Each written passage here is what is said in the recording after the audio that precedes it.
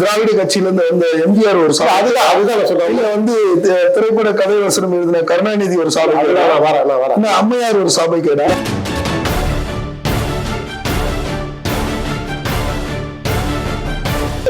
ஒரு அலுவலகம் இருக்கா? ஒரு ரியல் டைம் பொலிட்டிஷியன், ஒரு கட்சி நிர்வாகம் நடத்துவதற்கு ஒரு அலுவலகம் இருக்கா?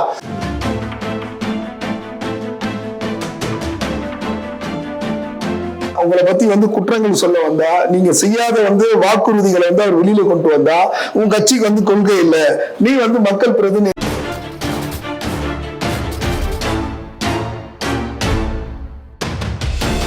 கலைஞர் ஐயா போகும்போதும் சரி, ஸ்டாலின் ஐயா போகும்போதும் சரி, உதயநிதி போகும்போது யாரும் வந்து போஸ்ட் கம்பல ஏறி பார்த்ததே இல்லை.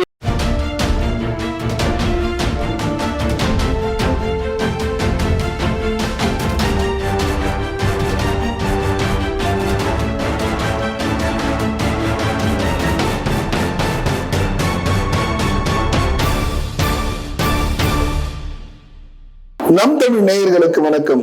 இன்றைக்கு அரங்கத்துக்கு வந்திருப்பவர் திமுகவினுடைய பிரதிநிதியாக, திமுகவின் ஆதரவாளர் திரு அருண் அவர்கள் நம்ம அரங்கத்துக்கு வந்திருக்காரு. வணக்கம். விஜய் வருகைக்கு பிறகு திமுக வந்து நிலை தடுமாறி பல கட்ட நடவடிக்கைகள் எடுத்திருக்காங்க. ஏன்னா இன்னைக்கு நீங்க பாத்தீங்கன்னா, நேற்று வரைக்கும் என்ன சொன்னாங்கன்னா, நாமக்கல் எப்படி கூட்டம் கூடும், கரூர்ல எப்படி கூட்டம் கூடும் விஜய்க்கு அப்படின்னு சொல்லியிருந்தாங்க. ஆனா எதிர்பார்க்காத அளவுக்கு இதுவரை இல்லாத கூட்டம் வந்து நாமக்கல்ல கூடியிருக்குதா வந்து ஒரு தகவல். இதை பார்த்திருப்பீங்க, வீடியோலாம் பார்த்திருப்பீங்க. ஏன் வந்து திமுகவுடைய கோட்டை வந்து தகர்த்தா போல விஜயுடைய இந்த வருகையை அந்த மக்கள் ஏத்துக்கிறாங்க? அதை பத்தி நீங்க என்ன நினைக்கிறீங்க? தமிழராய் ஒன்று கூடும் நம் தமிழர் நேயர்களுக்கும் நெறியாளர்களுடைய மாலை வணக்கம். இது ஒரு அரசியல் நிகழ்வாகவே நான் பார்க்கலங்க, இது ஒரு சினிமா ஷூட்டிங்காக நான் பார்க்குறேன். நீங்க விஜய் என்பவர் வந்து ஒரு சூப்பர் ஸ்டார். நீங்க இங்க வந்து முழுமையாக பார்த்தீங்கன்னா இந்த தமிழ்நாட்டோட சாபக்கேடுன்னு தான் சொல்லணும். நீங்க வந்து கேரளாவில் வந்து மிகப்பெரிய நடிகர்களாக இருக்க ஐயா மம்முட்டி, ஐயா மோகன் என்ன சொல்றோம், எங்களுடைய மக்கள் வந்து திரையில கனவுல தேர்தல் குறிக்கணும் பண்ணிக்கணும். தமிழ்நாட்டுடைய சாபக்கேடு அப்ப வந்து திராவிட கட்சியில இருந்து வந்த எம்ஜிஆர் ஒரு சாபம். அதுதான் நான் சொல்றேன். வந்து திரைப்பட கதை வசனம் எழுதின கருணாநிதி ஒரு சாபம், அம்மையார் ஒரு சாபை கேடா. அப்ப வந்து விஜய் மட்டும் எப்படி நீங்க அவன் முழுமையா என்னுடைய வாக்கியத்தை முழுக்கோட்டினா உங்களுக்கு புரியும். அது அவர் சொல்றது வந்து மம்முட்டி மோகன் எங்களுடைய மக்கள் வந்து தலைவர்களை தேர்தல் சொன்னாங்க. நீங்க சொன்ன எல்லா உதாரணங்களும் எக்ஸப்ஷன்ஸ். நீங்க புரட்சி தலைவர் எம்ஜிஆரை பத்தி நீங்க பேசுங்க, மிகப்பெரிய ஒரு லீடர். அவரும் மாட்டுக்கு ஏன்னா அவர் வந்து தான் வந்து சினிமா துறை இருக்கும் பொழுது மக்களுக்கான பணியில் இறங்கிட்டார். சினிமா துறை அவர் ஒரு டச்சுமே நீங்க பாத்தீங்கன்னா மக்களை சார்ந்தே இருக்கும். ஒரு மக்களுக்கான ஊழலுக்கான ஒரு பிரச்சனை இருக்கும், மக்களுக்கான தேவைக்கான ஒரு அடிப்படையிலிருந்து ஆரம்பிப்பார் ஒரு அரசியல் வாழ்க்கை. அதுதான் கலைஞர் பராசக்தி வந்து இந்த மண்ணிய மக்களை மாற்றி அமைச்சதுங்க. நீங்க அது வரைக்கும் ஒரு திணைக்கலைஞருக்கு மட்டுமே ஒரு பெரிய ஒரு எதிர்பார்ப்பு இருக்கும். ஆனா தலைவர் கலைஞர் பராசக்தி வசனங்களுக்கு பிறகுதான் வசனகர்த்தா யாரும் பார்த்து சிறைக்கு செல்லக்கூடிய நிலைமை தள்ளப்படும் தமிழ்நாட்டு மக்கள் மாறினாங்க. காரணம் என்னன்னா, சினிமா திசைகளை தாண்டி வாழ்வியலோடு தன்னுடைய வாழ்வாதாரத்தின் அடிப்படையில் சமூக நீதி சார்ந்து இந்த மக்களுக்காக மண்ணுக்காக நேசித்த ஒரு கலைஞராக தலைவர் கலைஞர் இருந்தார். அதே போல அம்மையார் ஜெயலலிதா கூட எம்ஜிஆர் அரசியல் வந்தா கூட அந்த அம்மையாருடைய நம்ம சரி எல்லாத்தையும் குறைந்தல முடியாது. அந்த அம்மையார் நிறைய திட்டங்கள் நடத்திருக்காங்க. அந்த அம்மா நிறைய சமூகம் சார்ந்து இந்த மக்கள் சார்ந்து நிறைய பணிகளை செய்யறாங்க நடிகையா இருக்கும் பொழுது. ஆனா விஜய் என்பது வந்து இப்ப வந்தது தவிர நான் சொல்ல வரல. விஜய் நான் வந்தா எடுத்தவங்க நேரம் முதலமைச்சர் தான் ஆகும். விஜயோட அனுபவம் என்னங்க, நான் என்ன கேட்கிறேன், தலகா படம் ரிலீஸ் ஆகும் போது எவ்வளவு ஒரு நெருக்கடிக்குள்ள உள்ளாக்கப்பட்டாரு. அப்புறம் அந்த விஜய் அவர்கள் எங்க தேடி கோத்தகிரிக்கு போனாரு, எப்படி எல்லாம் வந்து உதாசீனப்படுத்தப்பட்டாங்க நம்ம எல்லாருமே படிச்சிருக்கோம். அப்ப அதெல்லாம் தாண்டி திடீர்னு 159 வந்து நான் முடிவு பண்ணி நான் வந்து அரசியல் வர போறது முடியும். அதாவது வந்து விஜய்க்கு வந்து என்ன தகுதி வேணும் நீங்க நினைக்கிறீங்க? தகுதி இல்லை. அரசு நாட்டுல யாரும் ஜனநாயக ரீதியில வந்து தேர்தலை சந்திக்கலாம், முதலமைச்சரா வரலாம். அப்ப வந்து காலங்காலமா வந்து திமுகவுடைய இந்த குடும்பத்துக்கு மட்டும் தான் தகுதி இருக்கு, வெளியால் வேற வரக்கூடாதுன்னு நீங்க நினைக்கிறீங்களா? நாங்க தகுதியை பத்தி பேச தாராளமா சொன்னீங்க. நீங்க அரசியல்ல யாரோட வரலாம், ஒண்ணும் மாட்டாங்க. ஜனநாயகம் என்பது அதுதானே. நீங்க சாதாரண மனிதன் மட்டுமே வந்து வரக்கூடியதுதான் அரசு ஜனநாயகம். ஏன்னா ஒரு மக்களாட்சி வந்து அதுதானே. மன்னராட்சியில தான் வந்து குடும்பமா வரும். மக்களாட்சி என்பது மக்களாட்சி இருக்கும். விஜய் வருகைக்கு பிறகு திமுகவின் நான் உங்களுக்கு சற்று முன்னாடி சொன்னதுதான், விஜய் வருகைக்கு முன்னாடி வந்து திமுகவுடைய எம்பிகள் கூட்டம் இதுவரை வந்து கூட்டாத ஒரு கூட்டத்தை கூட்டி 15 நாளைக்கு ஒரு முறை வந்து அந்த தொகுதியில் நிலவர அரசியல் நிகழ்வுகள் சார். நீங்க 106 தொகுதி வந்து திமுக தொகுதி நின்ன தொகுதிகள் வந்து திமுகவுக்கு வந்து வெற்றி வாய்ப்பு இருக்கக்கூடிய ஒரு சூழல் உருவாக்கிறதுன்னு சொல்லிட்டு ரிப்போர்ட்டின் காரணமா தான் வந்து பம்பரமா சொல்றாரு. அது விஜய் வருகைக்கு பிறகு. இந்த ரிப்போர்ட் யார் சார் கொடுத்தா? தகவல் தாங்க. இல்ல தகவல் அடிப்படையா பேசணும், யூகங்கள் அடிப்படையா பதில் சொல்ல முடியாது சார். நீங்க சொல்ல முடியாது. நீங்க இப்ப இன்றைக்கு வந்து இதுவரை வந்து மாற்று கட்சியை சந்தி எந்த இதுவும் சரி, ஜெயலலிதா அம்மையார் வந்தாலும் சரி, கலைஞர் ஐயா வந்தாலும் சரி, ஒரு மாற்று கட்சியை சார்ந்த எம்பிகள் ஒரு கூட்டத்தை வந்து அறிவாலயத்தில் கூடக்கூடிய ஒரு சூழல் வந்து திமுக தள்ளப்பட்டதா? இல்ல இதே வருகைக்கு பிறகு இல்ல இது அவசியப்பட்டது. இந்த மாதிரி ஒரு சிந்தனையே ஒரு இன்னைக்கு சொல்ல வராது. இது வந்து எல்லா 75 ஆண்டு கால ஒரு அரசியல் பொது வாழ்க்கை சொந்தமான ஒரு இயக்கம் திராவிட முன்னேற்ற கழகம். எம்ஜிஆர் வந்து கட்சி ஆரம்பிச்சோட திமுக காணப்படுன்னு சொன்னாங்க. அது நிறைய வைகோ கட்சியாக காணப்படும் சொன்னாங்க. இன்னும் நிறைய வரலாறுகள் நிறைய நிகழ்வுகளை கடந்து வந்திருக்கோம். இது ஒரு அரசியல் 75 வருடமாக நடத்துகிற ஒரு கட்சி. இன்னும் ஒரு வருஷம் எலெக்ஷன் வரும்போது அதுக்கான பிரிலிமினரி ரவுண்ட் அப்படின்னு ஸ்டார்ட் ஆகுது. இது வந்து ஒரு அடிப்படை. இது எல்லா கட்சியும் இப்போ எதிர்கட்சியாக இருக்கணும், கூட்டணி கட்சியினுடைய தலைவர் தலைவர்கிட்ட சந்திக்கிறாங்க, தலைவர்கிட்ட தலைவர் கருத்துக்களை பயந்துக்கிறாங்க, மக்களின் சார்ந்து மக்கள் நல்லா சேர்ந்து என்ன நம்ம பண்ணணும். இது ஒரு சாதாரணமான நிகழ்வு. இதுக்கும் விஜய்க்கு என்ன? விஜய் வந்து பொலிட்டிஷியனாங்க. நீங்க சொல்லுங்க விஜய் வந்து பொலிட்டிஷியன் நடிகரா இருந்தாரு, இப்போ ஒரு பொலிட்டிஷியனா மாறுறது என்ன தப்புன்றாங்க. நீங்க மேற்கிந்திய நாடுகள் பாத்தீங்கன்னா 5 நாட்கள் வந்து வேலை செய்வாங்க. சாட்டர்டே சண்டே ஃபுல்லா என்ஜாய் பார்ட்டி பண்ணுவாங்க, ஃபுல்லா என்ஜாய் பண்ணுவாங்க வீக்கெண்ட். இப்ப அந்த கல்ச்சர் நம்ம தமிழ்நாட்டில் வந்துச்சு, இந்தியாவுக்குள்ள வந்துருச்சு. அது வருத்தமா சந்தோஷமா இருக்கு, அப்புறம் டிபேட். அது என்னுடைய கருத்து என்னன்னா, விஜய் என்பவர் வந்து சனிக்கிழமை காலையில 10 மணிக்கு வீட்டுல இருந்து கிளம்புறாரு. ஒரு அதுக்குதான் அவர் என்ன சொன்னாங்கன்னா, சென்ற கூட்டத்துல வந்து நான் வந்து சனிக்கிழமை வரேன் அப்படின்னு சொல்லிட்டு என்னை பத்தி விமர்சனங்கள் நிறைய வந்துருது. ஆனா வந்து மக்கள் வந்து ஓய்வு நாட்கள் இருக்கும் போதுதான் நான் சந்திக்கலான்னு இருக்கேன். சரி, எனக்கு ஒண்ணு புரியல சார். நான் திருப்பி நம்ம யூஎஸ்ல இருக்கோமா, யூரோப் கண்ட்ரில இருக்கோமா, எந்த புதுவிதமான எந்த கம்பெனி அவர் வந்து ஒரு இளைஞர்கள் லட்சக்கணக்கான இளைஞர்கள் கூடுகிறான்னு சொல்றீங்க. எந்த இளைஞர் கம்பெனிக்கு சனிக்கிழமை லீவ் கொடுக்குறாங்க? நீங்க சொல்லுங்க. நீங்க சொல்றது சண்டே ஒத்துக்கோ, உங்களோட வாதம் வந்து ஏற்படுதா இருக்கும். நீங்க சனிக்கிழமை எந்த கம்பெனி லீவ் கொடுங்க? ஞாயிற்றுக்கிழமை வரேன்னு சொல்லியிருக்காரு. மக்களை சந்திக்கிற சனிக்கிழமை முடிச்சுட்டாரு, சண்டே வரலையே. இல்ல அவர் இப்போ போட்டிருக்க சின்ன சார் ஞாயிற்றுக்கிழமை கூட நான் வந்து மக்களை சந்திக்கிறேன். 6 மணிக்கு மேல எல்லாரும் வந்து அலுவலகம் போயிட்டு வந்துருவாங்க. நீங்க அந்த பேசிஸ்ல யோசிச்சீங்கன்னா டெய்லி 6 மணிக்கு சார் நாங்க இங்க நாமக்கல் போறீங்க, சென்னையில ஃபர்ஸ்ட் ஒரு அலுவலகம் இருக்கா? ஒரு ரியல் டைம் பொலிட்டிஷியன், ஒரு கட்சி நிர்வாகம் நடத்துவதற்கு ஒரு அலுவலகம் இருக்கா? ஒரு கட்சி நிர்வாகி எல்லா பனை ஊர்ல வச்சிருக்காங்க, வீடுதான் வச்சிருக்காங்க, ஆபுதர் வச்சிருக்காங்க. ஆபுதர் சென்னையில தலைமை, சென்னை வந்து ஒரு தமிழ்நாட்டுடைய தலைநகர். இங்க ஒரு அலுவலகம் கூட இல்ல.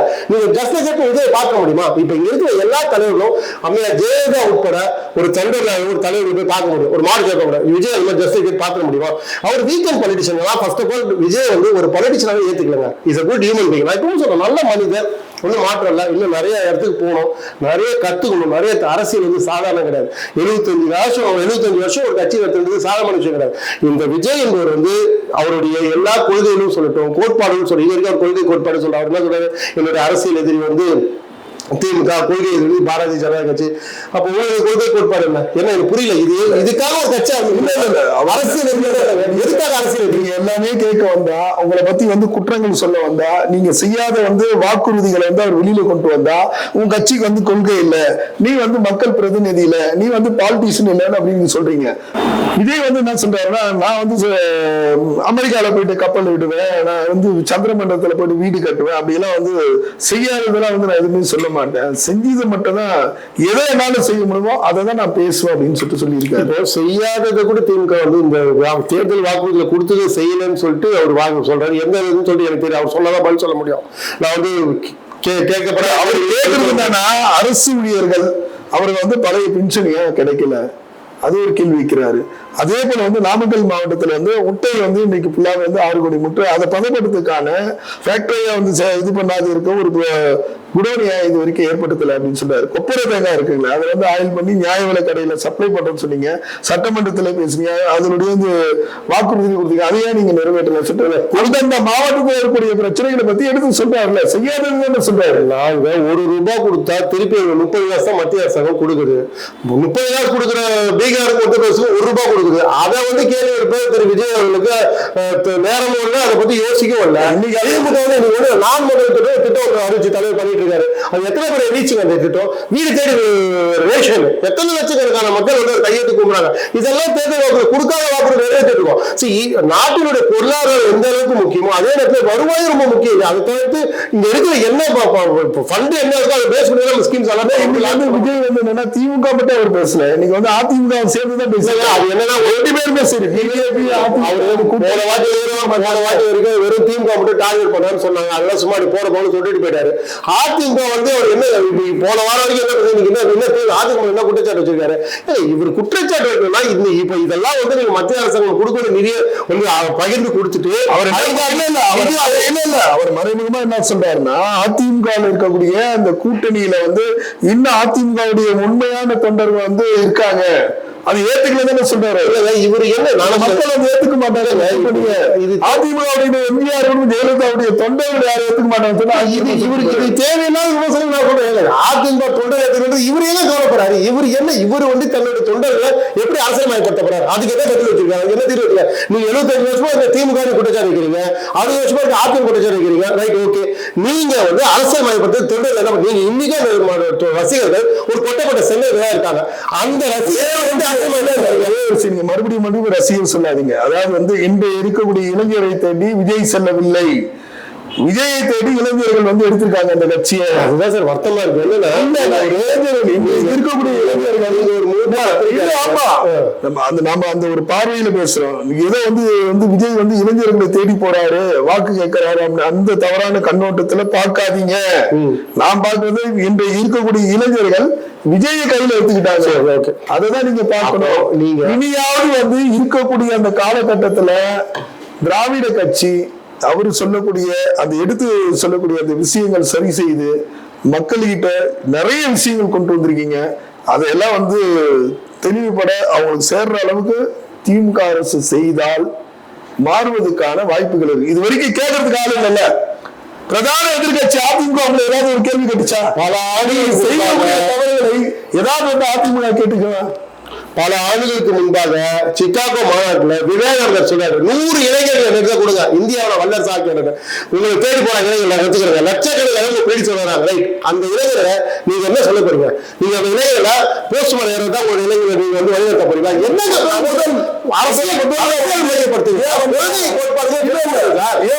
கலைஞர் ஐயா போகும்போதும் சரி, ஸ்டாலின் ஐயா போகும்போதும் சரி, உதயநிதி போகும்போது யாரும் வந்து போஸ்ட் கம்பல ஏறி பார்த்துட்டு நீங்க வந்து போஸ்ட் கம்பி ஏறது குற்றச்சாட்டை நாங்க சொல்லல, அரசியல்மயப்படுத்துங்கன்னு சொல்றோம். நான் சொல்றேன், விஜய் ஒரு தனிப்பட்ட நபரை தாண்டி ஒரு நடிகரை தாண்டி அந்த கட்சியில் ஏதாவது ஒரு முகம் காமிங்க, ஒரே ஒரு முகம் காமிங்க. நாமக்கல் கொடுங்க, நாமக்கல் யாருக்கு பொறுப்பாளர்?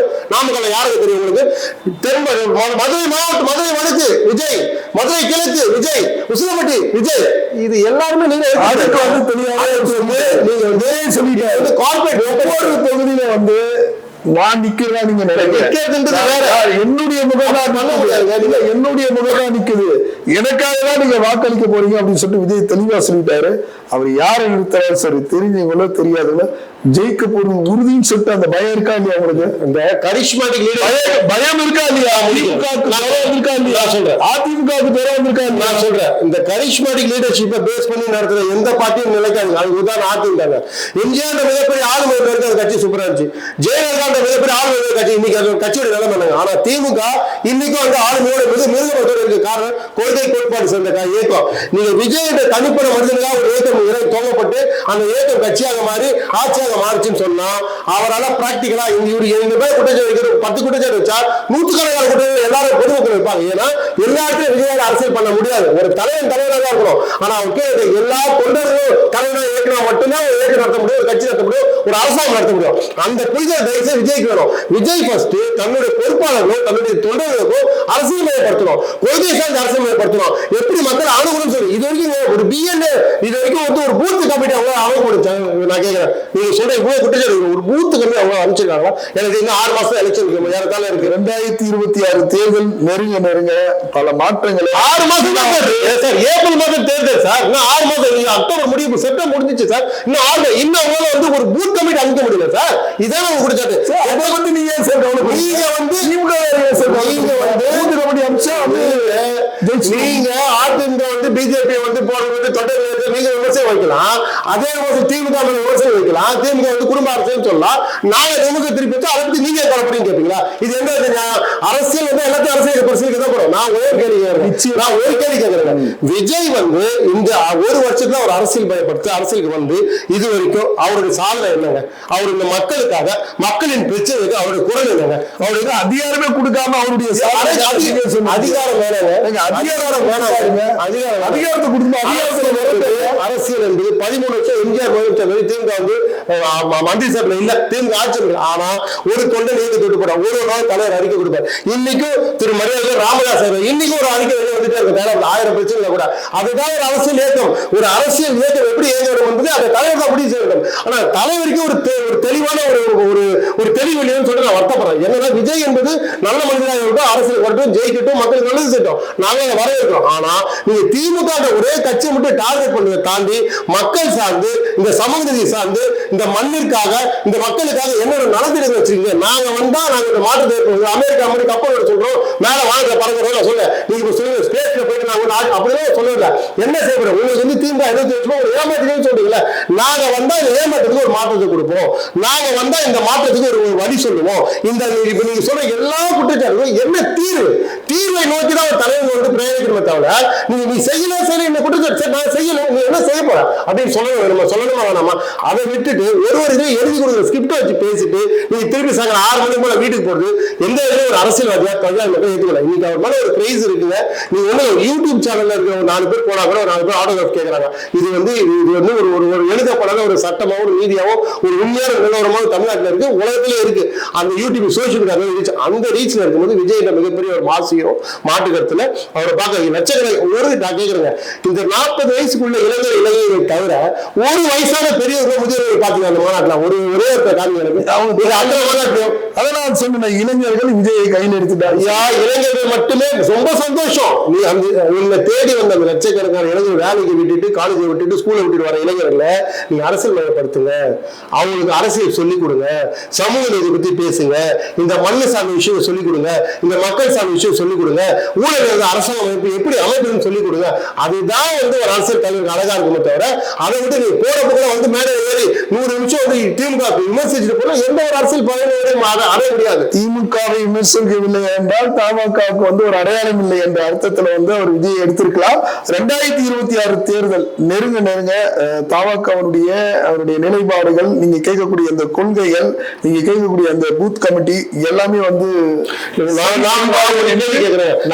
ஆரம்பிச்ச உடனே அவர் யார் தன்னுடைய தலைவர்களா பிரகடனப்படுத்தினாரு. இப்ப அந்த தலைவருடைய நிலைமை என்னங்க? இப்ப புதுசா போன இந்தியா பிரகடனப்படுத்துறது. நான் என்ன சொல்றேன், ஃபர்ஸ்ட் உங்களுக்கு தெரியவே இல்லையா? நீங்க யாரோ எழுதி கொடுக்குற ஸ்கிரிப்டை பேஸ் பண்ணி அதை படிச்சுட்டு போறீங்க, அந்த குற்றச்சாட்டுக்குள்ளே போறோம்ல. நீங்க இப்பதான் அரசுக்கு வந்திருக்கீங்க, உங்களுக்கு அனுபவம் தேவை. நடைமுறையில ஒவ்வொரு நாளும் அனுபவம் தான் வாழ்க்கை. நீங்க நிறைய படிக்கணும், நிறைய தெரிஞ்சுக்கணும். அதெல்லாம் மாற்றுறதுல நான் வந்து தனிப்பட்ட முறையில் தாக்குதல் நடத்தவங்க தயாராக அவர் பேசுற மாதிரி சிஎம் அப்படிலாம் பேச அவர் கொச்சப்படுத்த விரும்பல. இன்னும் வளரட்டும், நிறைய விஷயம் தெரிஞ்சுக்கிட்டோம், நிறைய அரசியல் படிக்கட்டும், கல்வி அறிவு இன்னும் அதிகமா பெறட்டும், நிறைய புரிதல் ஏற்படட்டும். அது எந்த மாற்றம். ஆனா நான் ஒரே விஷயம் திருப்பி சொல்ல வேண்டிய விருப்பப்படுதுன்னா, நீங்க திமுக ஒரு 40 நிமிஷம் பேசினா உங்களை பார்க்க தொண்டர்களுக்கு அடிப்படையில் ஒரு வணக்கம் சொல்லி அந்த இளைஞர்களுக்கு நீங்க என்ன ஒரு தலைவனா இந்த இடத்துல எந்த இடத்துல ப்ரொஜெக்ட் பண்ணுவீங்க?